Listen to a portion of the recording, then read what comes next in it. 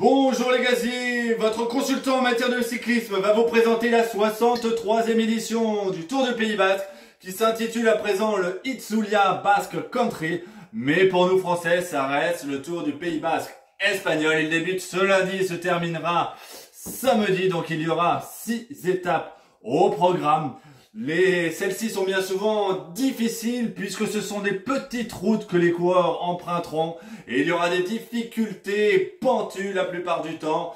C'est une épreuve préparatoire également en vue des classiques ardennaises. En tout cas, il y a une pléiade de stars qui sont venues. Le plateau est royal canin sur cette édition avec la présence de la plupart des meilleurs coureurs par étape, mis à part le Slovène Tadej Pogačar.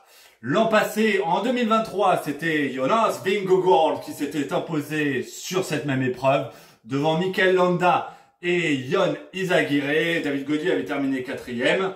Certains seront de nouveau présents sur l'édition. Je pense à Vingegaard qui est le principal favori de l'épreuve. Mais il y a également des coureurs comme Evenepoel, comme Ayuso, comme Roglic, comme Skelmose Jensen, comme Hindley, Buitrago, bref, pas mal d'outsiders seront présents. Côté français, Kevin Vauquelin ou encore Romain Grégoire seront à l'affiche et emmèneront leur formation respective afin de, pourquoi pas, décrocher soit une étape, soit un top 10 final. Donc Vingegaard a des grandes chances de l'emporter. L'épreuve débute par un prologue de 10 km. Attention, puisque dans le Pays Basque, il y a parfois de la pluie, donc il faudra éviter les embûches dès le prologue de 10 km.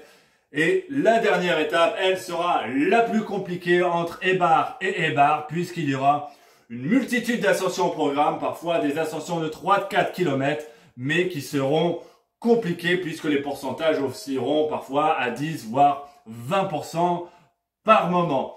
Côté diffusion télévisée, eh bien, ce sera tous les jours sur Eurosport à partir de 15h30. Donc, notez bien 15h30, 17h30, la plupart du temps. Notez bien toute la semaine jusqu'à samedi, de quoi se régaler.